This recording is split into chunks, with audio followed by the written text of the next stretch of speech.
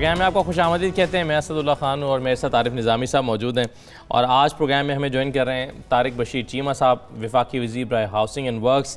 चीमा साहब आपको खुशामदीद कहते हैं। बड़े बड़े इंकशाफात के इशारे कल आपने अपनी तकरीर में दिए हैं, तो आज हमने आपको दावत दी है कि उनके बारे में जान सकें। बहुत शुक्रिया। अस्सलाम चीमा साहब, कल आप बड़े नाराज़ लग रहे थे जनाब, ईवान में बोल रहे थे। कुछ आपकी ज़बानबंदी करने की भी कोशिश की, जिसमें आपने कहा कि मैं कच्चा चट्टा खोल दूंगा। और ये आपका जो नाराज़गी थी वो शहबाज शरीफ साहब पे थी कि उन्होंने ये फरमाया कि परवेज़ राय ने रिंग रोड का रूट ही बदल दिया और बड़े किकबैक्स हुई और वो कामरान कैनी वाला मामला भी सारा उन पर डाल दिया। तो ये हकीकत हाल क्या है इसमें? निज़ामी साहब, एक तो बहुत शुक्रिया, आपने मुझे मौका दिया। मैंने कल भी कोशिश की थी कि इसको क्लियर करूं। मसला ये नहीं है, मसला ये है कि कल कायदे हिज़्ब इख्तिलाफ ने जिस तरह से अपने केस को, नैरेटिव को बिल्ड करने की कोशिश की, वो बिल्ड करें, उनका हक है as a politician, as leader of the opposition. लेकिन अपने केस को बिल्ड करने के लिए निज़ामी साहब द्रोह गोई का सहारा नहीं लिया जा सकता। मैंने बड़ी ध्यानदारी से, मैं आपको बताऊं कि कल भी मैंने ईवान के अंदर खड़े होकर भी ये बात की थी कि आप ये देखें कि क्या सेंस प्रिवेल कर रही है कि मेजर आमिर कियानी या जो भी उनका नाम है, आई डोंट नो, कहते हैं कि जी मैं I cancelled the award, Kamran Kiyani, I cancelled the award then and there. एक आदमी इतना बड़ा घपला कर रहा है, एक आदमी इतना बड़ा फ्रॉड कर रहा है, चीफ एग्जीक्यूटिव जो क्लेम करता है कि मुझसे अच्छी गवर्नेंस किसी की नहीं है, वो अवार्ड कैंसिल करके चुप करके बैठ जाता है और कहता है कि जी मैं जनरल इशफाक परवेज़ कियानी के पास गया, उन्होंने मुझे कहा कि जी आप मेरी परवाह ना करें, अगर आप करना चाहते हैं कैंसिल। ये क्या मजाक हो रहा है? असल हकीकत आप कौम को बताए। इस मुल्क को आप दिवालिया करके चले गए, इस मुल्क के बच्चे बच्चे को आप मकरूज करके चले गए, और आज अगर नैब ने पूछगिछ शुरू की है तो इतना बवेला।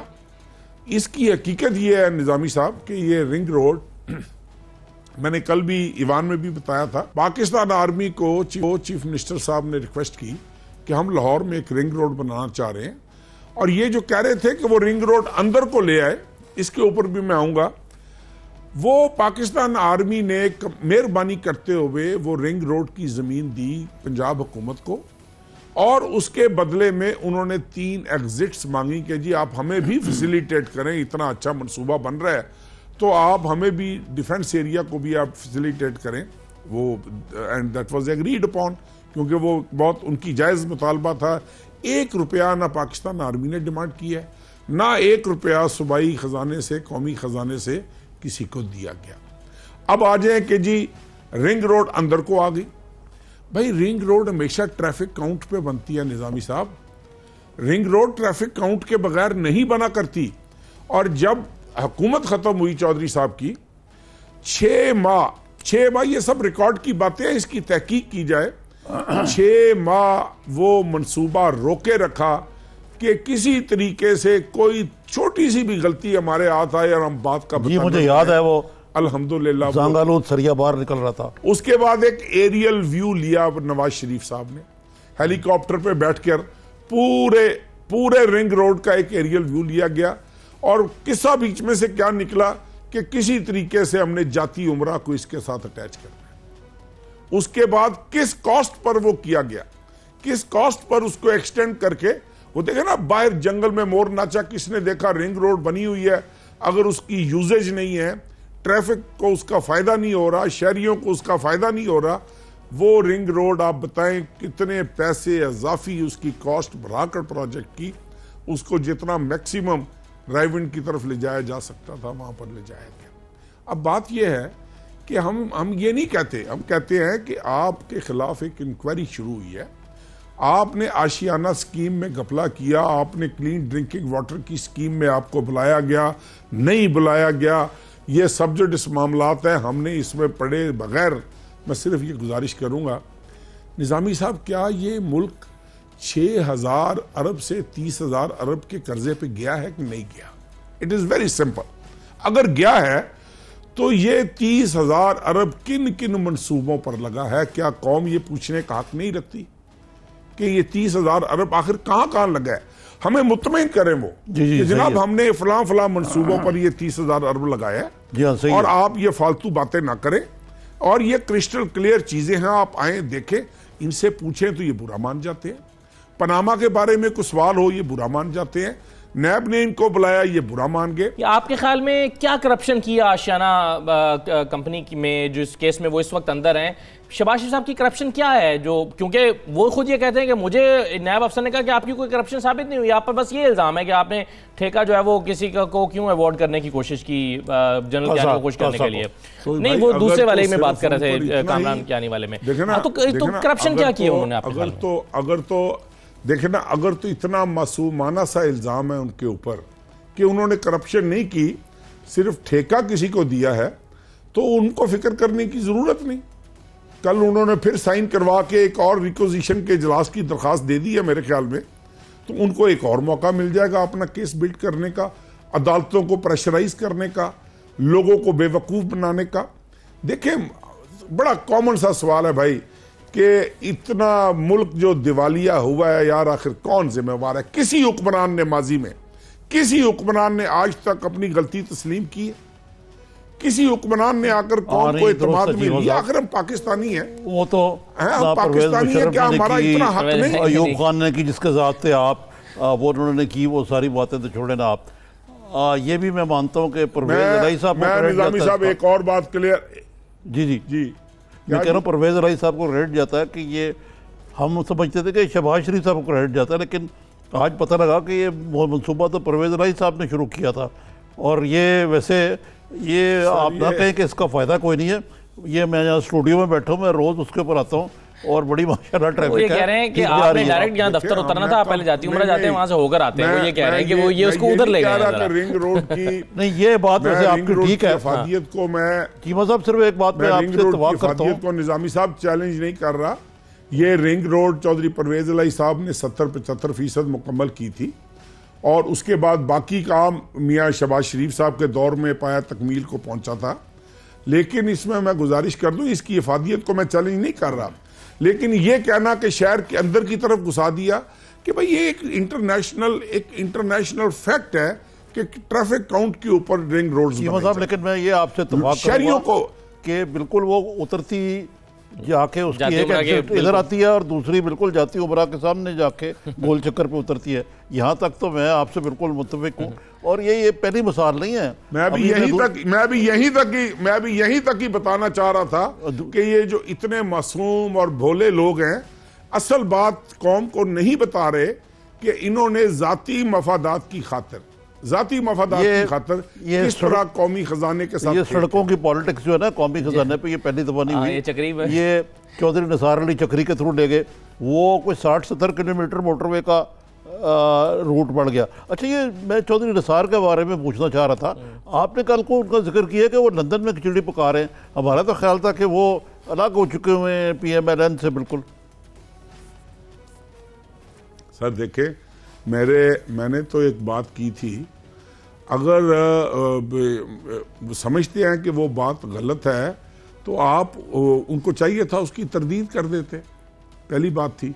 दूसरी बात ये थी कि देखें, हमें इससे भी गर्ज़ो गायत नहीं। मैं ये तो एक पाकिस्तानी की हैसियत से निज़ामी साहब, मेरा सिर्फ एक सवाल है कि खुदा के वास्ते हमें बता दिया जाए कि ये $1 अरब का कर्जा इस मुल्क में कहाँ लगा। लेकिन वो जो सवाल था निजामी साहब का कि चौधरी निसार साहब का कहाँ से आप तस्करा लेकर आए हैं, वो क्या बात है सर? चौधरी निसार वाली बात बताइए। आप चौधरी निसार वाला तस्करा जिनको मैंने बताना था उनको समझ लग गई थी मैंने क्या तस्करा, जिनको समझ नहीं लगी उनका क्या कसूर है, उनको भी तो बताएं। वो नहीं, जिनको समझ नहीं लगी वो मेरे से बहुत ज्यादा समझदार हैं और मेरा नहीं ख्याल कि निजामी साहब से कोई बात छुपी हुई है। लिहाजा मेरा नहीं ख्याल, मेरे ख्याल में जिनको समझाना था उनको मैंने समझाने की कोशिश की थी। निजामी साहब को मालूम होगा, इल्म होगा।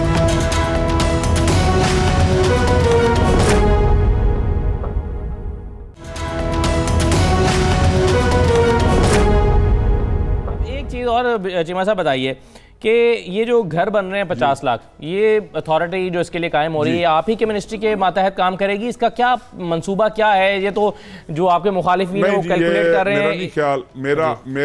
मेरा नहीं ख्याल कि ये हमारी मिनिस्ट्री के मातहत काम करेगी। आपका कोई रोल नहीं है इसमें, आपकी मिनिस्ट्री का? इसमें मेरा नहीं ख्याल, बहुत नॉमिनल रोल होगा हमारा। ये बेसिकली प्राइवेट सेक्टर का एक प्रोजेक्ट है। ओके।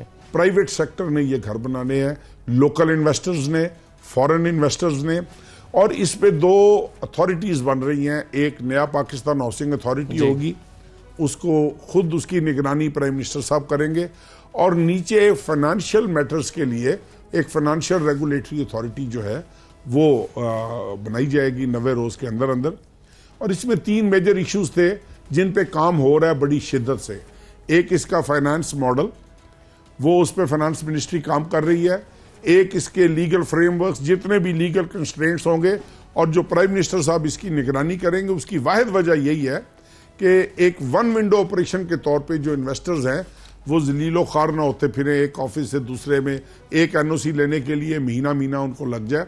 और तीसरा है लैंड बैंक, कि लैंड्स की चूंकि अवेलेबिलिटी देखनी है, वो या प्रोविंशियल गवर्नमेंट्स के पास होती हैं, या लोकल गवर्नमेंट्स के पास होती हैं, या फिर फेडरल गवर्नमेंट की लैंड्स हैं। तो ये सारा काम हो रहा है इंशाल्लाह 90 रोज के अंदर अंदर, जिस तरह प्राइम मिनिस्टर ने अनाउंस किया है। लेकिन जो पायलट प्रोजेक्ट 7 अनाउंस किए हैं, उनमें से जो इस्लामाबाद वाला प्रोजेक्ट है वो इंशाल्लाह ताला उस पर काम शुरू हो चुका है। We have started the paper work, और उसमें बहुत जल्दी लोगों को ये खुशखबरी मिलेगी कि प्रैक्टिकली भी उसके ऊपर काम शुरू हो। कल शहबाज शरीफ साहब ने मीडिया से बात करते हुए कोई नो कॉन्फिडेंस मूव लाने की भी कोई बात की थी। ये कहाँ से दुर्फंतरीन है? आप तो कह रहे हैं कि उनके जो सिटिंग MNAs MPs उनसे बेजार या मुतरफर हैं, तो वो उल्टा नो कॉन्फिडेंस तो लाने के लिए आपके कुछ लोगों को साथ मिलाएंगे। सर बेसिकली तो देखें, निज़ामी साहब he is leading a political party, he is there as leader of the opposition. अगर एक आदमी, कोई आदमी, निज़ामी साहब अगर खुश रहना चाह रहा है सोच कर ख्यालात में, तो उसको खुश रहने दें। एक वैसे उनके ऊपर मुश्किल वक्त है, ऊपर से हम उनसे ये सोच का हक भी ले लें कि वो वोट ऑफ नो कॉन्फिडेंस नहीं कर सकते। कर लें भाई, पहले अपनी सफ़ों में झांक कर देखें। आप मुझे ये बताएं कि क्या ये इनके लिए लम्हा फिक्रिया नहीं है कि चौधरी परवेज़ लाई का स्पीकर का इलेक्शन का नतीजा क्या इनके सामने नहीं है? क्या सदारत के इलेक्शन में नून लीग के 14 वोट ज़ाया होना इनके लिए लम्हा फिक्रिया नहीं है? क्या अब जो सूरत हाल है असेंबली में, वो क्या इनके सोचने के लिए काफ़ी नहीं है? And if still they are thinking कि they can succeed in bringing vote of no confidence, so there is no harm living in fool's paradise. उसमें nobody can stop them. ये बताइए कि जब परवेज़ इलाही साहब को स्पीकर बनाया जा रहा था, उस वक्त एक जनरल ख्याल ये था कि परवेज़ इलाही साहब को चीफ मिनिस्टर तो नहीं बनाया जा रहा, लेकिन वो अपना रोल ज़रूर प्ले करेंगे चीफ मिनिस्टर को सजेस्ट करने में, या कुछ गवर्नर साहब से तवक्को की जा रही थी कि वो ऐसा करेंगे। क्या ऐसा हो रहा है कि उस्मान बुज़दार साहब जो हैं वो कुछ मुशावरत करते हैं स्पीकर साहब से, उनके तजर्बे से फ़ायदा उठाने के लिए, या कुछ स्पीकर साहब जो हैं वो मशवरा देते हैं उनको? और जनरली आपकी राय क्या है उस्मान बुज़दार साहब के बारे में? क्योंकि बड़ी दो मुतज़ाद किस्म की राय है। एक तो ये कि PTI कहती है कि बड़े ज़बरदस्त काम कर रहे हैं, और PTI के अलावा बाकी कोई भी मानने को तैयार नहीं है कि उस्मान बुज़दार साहब बड़े ज़बरदस्त चीफ मिनिस्टर हैं जो कि अपनी अथॉरिटी के साथ काम कर रहे हैं और अपना रोल प्ले कर रहे हैं। तो आपकी ऑब्जर्वेशन क्या है इस सिलसिले में? देखें, पहली बात तो मैं ये क्लियर कर दूं कि हमसे मुराद है पाकिस्तान मुस्लिम लीग कभी भी चीफ मिनिस्ट्री की कैंडिडेट नहीं थी। इसलिए नहीं थी कि हमें इल्म था कि हमारी 10 सीटें हैं। ये नहीं, ख्वाहिश होना तो और बात है, ख्वाहिश तो हर इंसान की हो सकती है ख्वाहिश, लेकिन हकायक और चीज़ होते हैं। चौधरी साहब हकीकत पे सोचने के, हकीकत पे अमल करने के कायल हैं। वो ये नहीं कि 10 सीटों के साथ वो कहें कि मुझे आप चीफ मिनिस्टर बना दें। हाँ, पंजाब में बैठकर उनका एक रोल है, उनका रोल रहेगा, इसलिए कि ये लोग जो ये सोच रहे हैं बैठे कि जी उस्मान बुज़दार साहब जो हैं वो शायद नाकाम हो रहे हैं, उस्मान बुज़दार साहब कामयाब नहीं हो पा रहे, काम नहीं कर पा रहे। भाई क्या गलती की है उसने? किस हुकूमत को ये तौफीक हासिल हुई थी कि एंटी इंक्रोचमेंट ड्राइव करे? किस हुकूमत में ये तौफीक हुई थी कि वो इस तरह के अनपॉपुलर फैसले करे? कौन सा गलत काम कर दिया उस शरीफ आदमी ने, मुझे बताएं आप। और उसके अलावा हाँ ये बात ज़रूर है कि वो इनकी तरह की बादशाहत, लश पश, ये वो लोगों को जलील करना, MNS MPS को 6-6 महीने ना मिलना, कैबिनेट मीटिंग्स ना करना, ये वाले काम वो नहीं कर रहा। Listening to his leadership. ये मैं आपसे बिल्कुल मुतफिक हूँ। मैंने भी उनको एक बड़ा वज़ादार और शरीफ आदमी पाया। कम गो है लेकिन बात काम की करते हैं, ऐसी बात नहीं उनको अंडर एस्टिमेट किया जा रहा है। और फिर जाहिर है जैसे आपने कहा पहले एक वन मैन शो के बाद अब एक बिल्कुल ही नॉर्मल आदमी आ जाए तो ज़रा फ़र्क तो पड़ता है। अच्छा ये बताइए, जब से आपकी हुकूमत बनी है ये जो जनूबी सूबे का मामला ये बिल्कुल ही पिछवाड़े में चला गया, कोई बात ही नहीं करता। वो खुसरो बख्तियार थे, उसके चैम्पियन थे, वो अपने मगन हैं। उनके जो बरदर खुर्द हैं जिन्होंने बजट पेश किया है यहाँ, वो अपना काम कर रहे हैं, लेकिन कोई बाज़गश्त नहीं सुनी जा रही। देखिए निज़ामी साहब, आपने बहुत सेंसिटिव इशू छेड़ लिया है। ये आपने गलत आदमी से सवाल किया है। मैं जनूबी पंजाब के सूबे का हामी हूँ हामी मैं, लेकिन मैं I would be the last person जो मैं बहावलपुर को जनूबी पंजाब का हिस्सा बनते हुए देखूंगा। नहीं, हमारा अपना मुतालबा है। हमने बहसियत सूबा 1951 से लेके 1954 तक काम किया है। मखदूमजादा हसन महमूद मरहूम उसके चीफ मिनिस्टर थे और उसी असेंबली में मेरे वालिद साहब मरहूम डिप्टी स्पीकर थे। हमने तो एज ए प्रोविंस काम किया है। उस वक्त की फेडरल गवर्नमेंट का हमारे साथ एग्रीमेंट पड़ा हुआ है कि जब भी हम ये 1 यूनिट खत्म करेंगे हम आपकी सूबाई मतलब 2 सूबों की बात कर रहे हैं। बनाए जनूबी पंजाब का सूबा, हमें कोई इख्तलाफ नहीं। लेकिन अगर हमने लाहौर से अपनी जान छुड़वा कर इन वडेरों जगीरदारों के बस में पड़ना है तो हम लाहौर में अच्छे हैं भाई। हम लाहौर में बहुत अच्छे हैं। हमारा तो वी आर वेरी क्लियर, हमें इसमें कोई शक शुबा नहीं है। ठीक है, बहुत शुक्रिया चीमा साहब प्रोग्राम में शिरकत करने के लिए। तो एक मुख्तसर लेते हैं निज़ामी साहब, ब्रेक के बाद वापस आके ज़रा आपकी प्राइम मिनिस्टर से मुलाकात हुई है उसका अहवाल जानते हैं कि क्या मोराल हाई है प्राइम मिनिस्टर का और क्या बहुत अहम जो इंपॉर्टेंट इशूज़ चल रहे हैं उस पर उनका क्या कहना है। और फिर ये जो एक नया वॉल स्ट्रीट जर्नल की रिपोर्ट के नतीजे में पाकिस्तान में एक नया स्कैंडल सामने आ गया है जिसमें जो है वो एक बड़ी ऑफ़र की गई अबराज कंपनी की जानिब से और उसमें नवीद मलिक साहब जो हैं वो ये ऑफ़र लेकर गए जो उस खबर के मुताबिक कबूल भी कर ली गई, लेकिन ये डील तोड़ चढ़ी नहीं। तो ये क्या मामला था, क्या हुआ इस केस में और ये नवीद मलिक साहब हैं कौन, तो ये तमाम चीज़ें इस पर बात करते हैं। एक मुख्तसर ब्रेक लेते हैं, ब्रेक के बाद वापस आते हैं।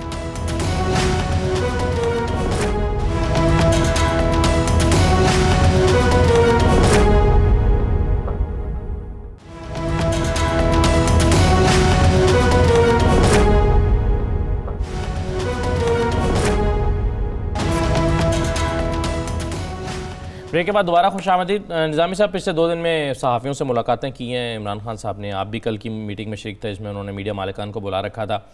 क्या किन मौज़ूआत पर बातचीत रही है? उन्होंने मीडिया तंजीमों को बुलाया हुआ था। मीडिया तंजीमों को, जी। APNS जो मालिकान की है, CPN जिसका मैं सरबराह हूँ, एडिटर्स की, और PBA जिसके मियां आमिर महमूद साहब, तीनों तंजीमों को बुलाया हुआ था। और ये प्राइम मिनिस्टर सेक्रेटरीट में खान साहब ने दोबारा बात कर दी है। पहले तो कुछ मिनटें प्राइम मिनिस्टर हाउस होती थी, खान साहब वहीं सारा काम करते हैं। बाकी जो जाहिर है कि ये मियां आमिर महमूद ने जो इलेक्ट्रॉनिक मीडिया के मसाइल हैं, मैंने जो प्रिंट मीडिया के इश्यूज़ हैं वो, और APNS से भी प्रिंट इश्यूज़ पे बात की, हमीद अरुण साहब सब रहे। लेकिन एक चीज़ मैंने नोटिस की कि इमरान खान साहब बड़ी कूल हेडेडली और बड़े तरीके से और असलूब के साथ मीटिंग लेते हैं। सबसे पहले तो ये है कि उनके साथ कोई नायबीन नहीं बैठे होते कि जी आप सवाल करें या आप सवाल करें या वो पूछें कान में कि यार क्या मैं इसका जवाब दूं। पहले उन्होंने हमीद अरुण साहब को मौका दिया, फिर मुझे दिया, और हमने भी बात की कि भाई इस वक्त मीडिया की सूरत हाल ये है कि बाज़ अखबारात ने कई महीने तनख्वाह नहीं दी, डाउन साइजिंग हो रही है।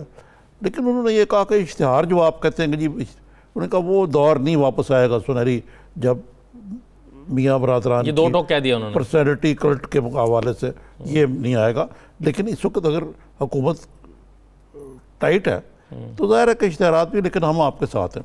ये तो बहुत अच्छी बात की उन्होंने। फिर उन्होंने पेमेंट्स की भी बात की। पेमेंट में भी एक मसला है असदुल्ला साहब, एक पेमेंट में तो जेन्युइन है, एक पेमेंट है जो हुकूमत के बाद एहलकारों से मिल के खांचेबाजी करके डबल एंट्रियां करके कुछ लोगों ने की हुई है, जो आपको पता है शर्जील मेमन साहब गिरफ्तार भी हैं। मारूफ मैंने ये तजवीज़ की जो मान ली गई कि उसको अलग रख दें, जो कंट्रोवर्शियल है, जो हमारे ड्यूज़ बनते हैं दे दें।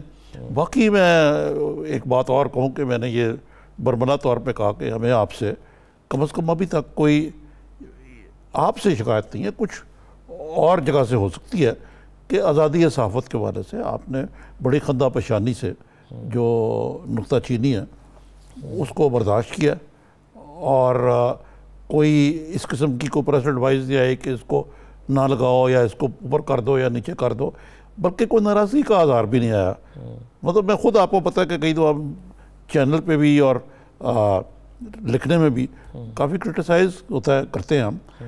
ये और बात है कि जो पीटीआई के पास जो जाली अकाउंट करने वाले हैं आपको गाली गलौज करें, लेकिन हुकूमत की तरफ से ये चीज़ नहीं है। इसकी भी मैंने बतौर CPNE के सदर के दूसरे जो मैंने अर्ज़ की उनको, वो ये थी कि जो PTV को आज़ाद किया उन्होंने, जिसका भी ताहिर बशीर चीमा ने भी जिक्र किया, हम भी जिक्र कर चुके हैं कि ये बड़ी अच्छी एक रवायत है कि ये तो एक अलग वैसा है कि उनको रिलीज़ किया, बड़ी रायत थी ये वो, लेकिन वो आए वहाँ, उन्होंने अपने दिल की भड़ास निकाली शहबाज शरीफ साहब ने, मैनो अन वो चली।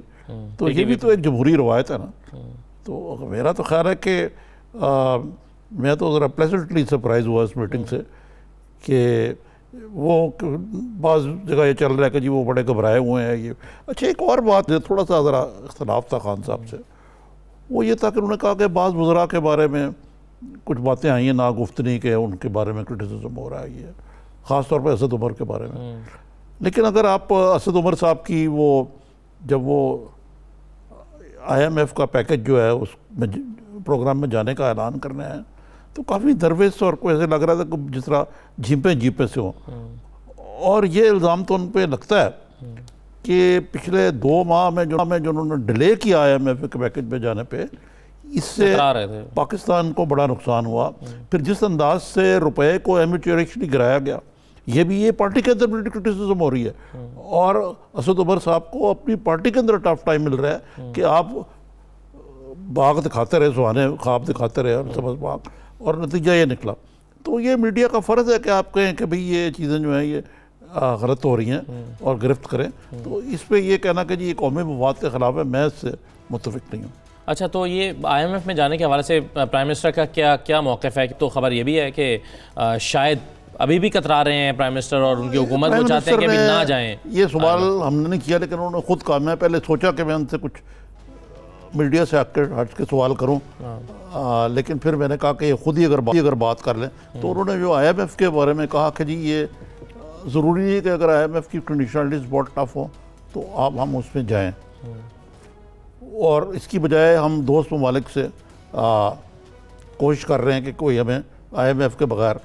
इसमें 2-3 कॉन्ट्रडिक्शंस हैं। एक तो ये बात कहनी नहीं चाहिए प्राइम मिनिस्टर साहब को, क्योंकि पहले तो आपने बहुत लेतोलाल से काम लिया, अब दोबारा कन्फ्यूजन पैदा करने की गुंजाइश इसलिए नहीं है कि आपने फॉर्मली IMF के पास चले गए। आप वो कन्फ्यूजन इसलिए पैदा कर रहे हैं ना, वो अभी तक कन्फ्यूज है, शायद वो हतमी तौर पर ये फैसला नहीं कर पा रहे। आगे आ रहा हूँ उस पर, उनका एक मिशन यहाँ आ रहा है, ठीक है ना जी। ये बात तो गिवन होगी ना कि IMF से हम बात करेंगे। वो अलग बात है कि उनकी कंडीशनलिटीज ऐसी हों जिससे महंगाई का एक ऐसा अजदा आ जाए, हम रिफ्यूज़ कर दें, हम एग्री नहीं करते, रिफ्यूज़ कर दें। लेकिन अब उस पर रिफ्यूज़ वाली जो बात है, आपका बड़ा अच्छा सवाल है, ये भी मैंने कल कुछ बाखबर लोगों से पूछा कल। लेकिन हम साफ़ी हैं, हम काम भी अपना करते रहते हैं साथ। तो IMF के खिलाफ कुछ चारेकार ने, सऊदी अरब ने कह दिया तो हाथ उठा दिए कि भाई हमारे पास तो हमारी पैड़ी हालत है अपनी, हमारी इकोनॉमी की, हम आपको बेल आउट नहीं करते। बेल आउट भी हम 10-12 बिलियन डॉलर कहाँ दे सकते हैं? 2-4 की बात हो तो ठीक है।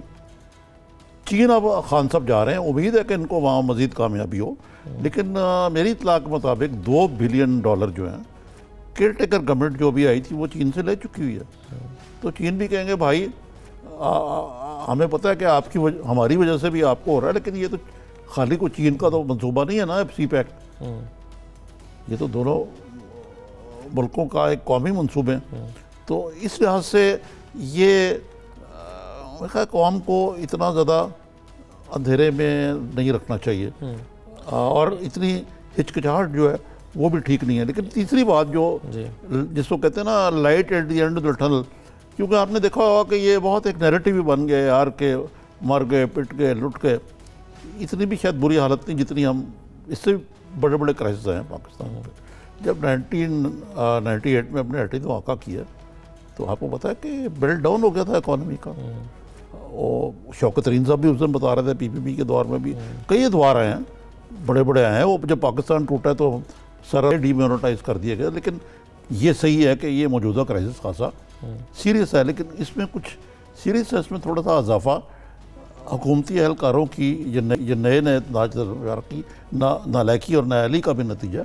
लेकिन खान साहब ने जो मेरे ख्याल से ऐसा पैगाम है जिसको ज़्यादा हमें एम्फसाइज करना चाहिए मीडिया में कि यार ये सब कुछ ठीक हो जाएगा, ये 6 महीने में हम इसको टर्न अराउंड कर लेंगे और मामला जो है दुरुस्त की तरफ आएंगे। ये तो पिछले दिनों ने कहा घबराने की बात नहीं है। लेकिन एक और मैं आपको खबर देता चलूँ, वो ये है कि एक तरफ तो ये चल रहा है ना मामला, दूसरी तरफ इस बात की भी तैयारी हो रही है कि अगर IMF की डिक्शनरीज माननी पड़ती हैं तो जो प्रोग्राम्स हैं, मसलन BIS क्या कहते हैं उसको, बेनज़ीर इनकम सपोर्ट प्रोग्राम, 2-3 ऐसे प्रोग्राम है। ये जहांगीर तरीन साहब का इनिशिएटिव है, इसमें वो भी इन्वॉल्व है, मुझे पता है कि सेफ्टी नेट जो है ना गरीब आवाम के लिए, उसको जितना एक्सपेंड किया जाए, जितना किया जाए, और वो उसके तहत आप देखेंगे आइंदा आने वाले दिनों में आपको कुछ बातें सामने आएंगी। सही है। चलें, इसमें एक चीज़ और मैं प्राइम मिनिस्टर के हवाले से पूछना चाहता हूँ, ब्रेक के बाद पूछ लूँगा।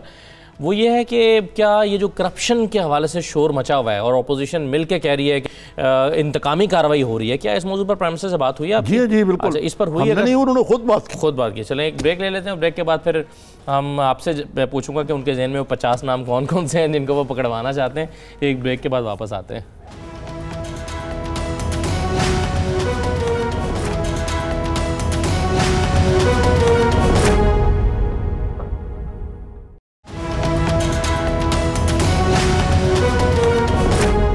करप्शन के हवाले से मैं बात करता ब्रेक पर जाने से पहले, ये बड़ा ज़ाहिर अपोजिशन शोर मचा रही है, इंतकामी कार्रवाई हो रही है और सारे मिल गए हैं हुकूमत के खिलाफ। अगरचे से हुकूमत को इतना परेशान दिखाई नहीं देती और फवाद चौधरी साहब कह रहे हैं कि आप कहते रहे हम तो इससे हमें कोई फ़र्क नहीं पड़ता। तो क्या प्लान है उनके? इमरान खान साहब ने कल ये कहा कि जो लोग ये अपोजिशन में हैं ये चोर हैं, करप्ट हैं, और ये इसलिए ज़्यादा लगे हुए हैं कि इनको पता है कि बिलाखिर इन सब ने जेल में जाना है। तो अगर इमरान खान साहब का नैरेटिव मान लिया जाए तो फिर तो गलियाँ हो जाएंगी सुनियाँ विच मिर्ज़ा यार फिरे। मतलब है कि ये इतना एक्सट्रीम नहीं कहना चाहिए कि सारे चोर हैं। उसकी वजह है कि जिस तरह मीडिया, आज़ाद मीडिया, आज़ादी इज़हार, उसी तरह अपोजिशन का एक रोल है जमहूरियत के अंदर, एक लाजमी जुज़ है। और इमरान खान ने तो ख़ुद बड़ी कांटेदार अपोजिशन की है, धरना किया। तो लेकिन बहरहाल ये ज़रा एक ऐसा मौजू है जिसका तल्लुक़ इससे भी है कि भी नैब के क्या रोल है, क्या रोल होना चाहिए। वो मेरे ख्याल जितना आज मुतनाज़िब बना हुआ शायद पहले कभी नहीं था। और शहबाज शरीफ साहब की आपने कल भी तकरीर सुनी, उस पर बात भी की हमने, आज भी उसका जिक्र हुआ। तो वो कुछ इश्यूज ज़रूर हैं उस तरफ। और शहबाज शरीफ साहब तो मानते हैं ना कि अनहोली अलायंस है नैब और PTI की। हाँ, लेकिन उसकी तरदीद हुई है कभी वो ये। लेकिन जब खान साहब खुद कहते हैं यार कि वो, जैसे आपने कहा कि वो 50 आदमी कौन है जिनका होना चाहिए अंदर, तो वो खुद ही उस नैरेटिव को तक़वीत दे रहे हैं। सही है। अच्छा, अब ये बताइए कि ये जो करप्शन का मामला चल रहा है उसमें वॉल स्ट्रीट जर्नल ने एक और स्टोरी दे दी है। वो ये कह रहे हैं कि एक 2 अरब पाकिस्तानी रुपीज़ में करें तो तकरीबन 2 अरब रुपए से ज़ायद की रकम बनती है। इसकी ऑफ़र की गई कि ये डील करा दें। उसकी डिटेल्स पर हम अभी बात करते हैं, लेकिन इस अबराज ग्रुप और ख़ासतौर पर आरिफ नकवी साहब के हवाले से हम अपने प्रोग्राम में पहले जिक्र कर चुके हैं। निज़ामी साहब, 2-3 सवाल हैं। एक तो ये स्टोरी कहती है, इस स्टोरी के बकौल या मुबैना तौर पर कहना चाहिए कि ये डील जो कि नवीद मलिक साहब के थ्रू ऑफ़र की गई वो एक्सेप्ट कर ली गई थी। उस पर यह भी डील हो गया था कि ये जो पैसे हैं ये किस किस मद में और किस किस अंदाज में कहाँ कहाँ कैसे कैसे पे किए जाएंगे, लेकिन वो फिर बात तकमील को नहीं पहुँच सकी। अब ये क्या है? नवीद मलिक साहब कौन है? क्या ये बहुत शहबाज शरीफ साहब के करीबी आदमी हैं? क्या इनका किरदार है? ये नवीद मलिक साहब जो हैं ये इससे पहले जो आपने बात की ना कि ये आरिफ नकवी साहब कौन है। हाँ, ये आरिफ नकवी साहब जो हैं, इन्होंने एक कंपनी बनाई कपोला लिमिटेड पहले। अच्छा। और इन्होंने इधर उधर से और बड़े कामयाब, फिर एक मौका आया कि कोई आदमी जो है बड़ा जो इन्वेस्टर है, वो ऐसा नहीं था जो इनमें पैसे 17% रिटर्न ये ऑफर करते थे। अच्छा अच्छा अच्छा, फिर इनकी ये परवेज़ मुशर्रफ के बड़े मूछ के बाल बन गए। फिर ये इमरान खान साहब की फंड रेजिंग वगैरह में भी इन्वॉल्व रहे। ये मियाँ बरादरान के कोई इतने मुझे करीब नज़र नहीं आया, वहाँ नहीं इतने घुसे, लेकिन ये शौकत अजीज़ साहब के बड़े करीब थे। ये जो चीकू जहांगीर साहब जो जिनका भी आपने पढ़ा होगा कि वो बन रहे थे इन्वेस्टमेंट के एडवाइज़र, अब नहीं बन रहे, वो भी इनकी कंपनी कपोला लिमिटेड लंदन के इंचार्ज थे। मैं आपको हाल ही की बात बताता हूँ, मेरे पास उसका फुटेज नहीं है। एक टास्क फोर्स बनी है ये हाउसिंग पे, ये 2 मीटिंग अटेंड करके गए हैं अभी इसी हफ्ते के शुरू में, 2 मीटिंग अटेंड की है। अच्छा जी, एक तो परसों अटेंड की उन्होंने और एक पिछले हफ्ते हाउसिंग की। अच्छा, तो ये हाउसिंग टास्क फोर्स के भी मेंबर हैं, इमरान खान साहब की हुकूमत के। अब आ जाएं दी नवीद मलिक साहब। हाँ, नवीद आसन मलिक, नवीद हसीब मलिक इनका नाम है। ठीक है।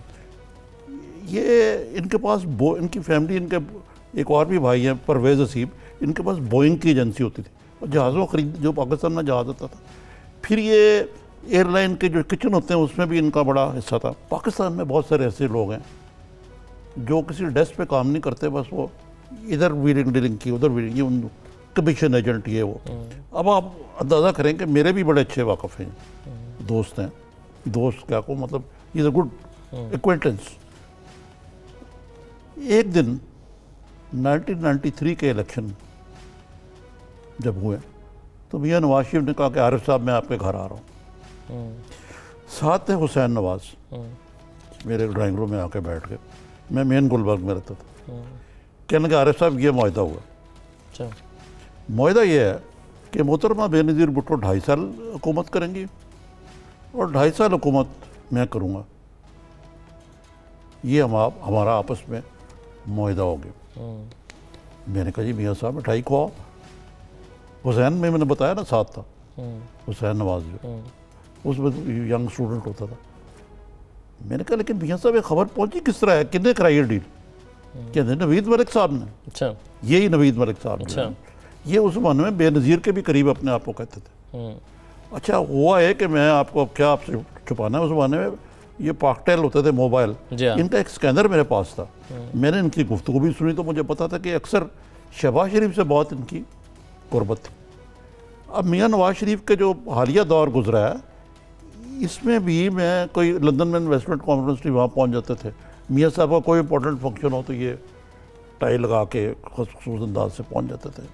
ये तो खैर मसला हुआ वो। तो उसके बाद बेनज़ीर, मोहतरमा बेनज़ीर भुट्टो शहीद की, जब वो ये बिल्कुल ओवरटेकिंग से पहले ओवरटेकिंग हुई तो उनका जो नया मिलिट्री सेक्रेटरी थे साहब थे, वो मेरे पास आए, कहने लगे मोहतरमा आपसे कुछ बात करना चाहती हूँ। मैं चला गया, कहने लगे एक तो मैंने आपको लेकर जाना नॉर्लैंड समिट पे साइप्रस, लेकिन दूसरी मैं बात करना चाहती हूँ, ये आपने नुआइवक में लीड, सॉरी नुआइवक में मैंने लीड लगा दी, ये कहाँ से आपके पास आई? और लीड आपने क्या लगाई? Power sharing. ठीक है, पहले हम फिर तुम। ठीक है। तो मैंने कहा ये नवीद मलिक साहब हैं जो आपके, कहती है मेरा कोई तल्लक नहीं उससे, ये बिल्कुल गलत खबर है। अच्छा, ये उनका आदमी है। अब ये साहब जो है दुबई नहीं वापस जा सकते, इनको अरेस्ट किया कर लिया जाएगा, इनके चेक बाउंस हो चुके हैं, इनको अकाउंट फ्रीज हो चुके हुए हैं। अब ये लंदन से आते हैं और वापस चले जाते हैं। तो इस सूरत हाल में मेरा ख्याल है कि हमें इस किस्म के कारपेट बैगर से बचना चाहिए। यही मैं नकवी साहब की बात कर रहे हैं हम, नकवी साहब की भी और ये नवीद मलिक साहब की भी, इससे पहले कि वो इधर भी करीब हो जाए, ये डीलर बन जाए। हाँ, नहीं अब मसला ये है कि आगे बड़े लोगों की कमी तो नहीं है। मियाँ इमरान खान साहब के पास कई इस किस्म के लोग मौजूद हैं जो अब जो जितना आपने इन दोनों शख्सियत का तारुफ कराया है, उससे तो ऐसा लगता है कि फिर वॉल स्ट्रीट जर्नल की स्टोरी जो है वो ठीक स्टोरी होगी। 100% ठीक है। सिर्फ ये कह देना ये यहूदियों की है और मैं सू कर रहा हूँ उसको, ये वो फलाना और ये और वो, बिल्कुल। तो ये डील मुकम्मल क्यों नहीं हुई आपके ख्याल में? कहाँ पहुँच के रुक गई होगी? अगर ये स्टोरी ये है कि शहबाज शरीफ साहब भी एग्री कर गए उससे। इसमें कुछ रेगुलेटरी मैकेनिज्म है, कुछ फंड्स का मसला है, कुछ चीन जो है वो एक ऐसी डील में क्यों जाएगा जो घाटे का सौदा हो। ये मुझे इल्म नहीं कि इसकी जुजियात क्या है, लेकिन मेरे ख्याल से शरीफ बरदरान एक बहुत बड़े क्या कहते हैं उसको, एक और पनामा से बच गए इसलिए कि वो डील नहीं हुई थी। ये डील नहीं हुई थी तो आप क्या कहेंगे कि जी कि नैब वाले कहेंगे जी आ चुकेंगे जो डील अगरचे हमने इतफाक कर लिया था, लेकिन चूंकि हुई ही नहीं डील, पैसे पे शिफ्ट ही नहीं हुए ना अकाउंट में।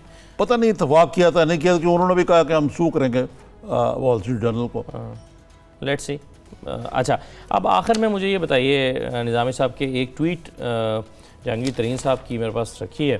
जहांगीर तरीन साहब ने कल कहा कि मैं फ़ैसला आया था, थोड़ा डिप्रेस था, चला गया, छुट्टियों पर ब्रेक ले ली और फिर अब मैं वापस आ गया हूँ और मेरा पैशन है कि मैं पाकिस्तान के लिए काम करूँ।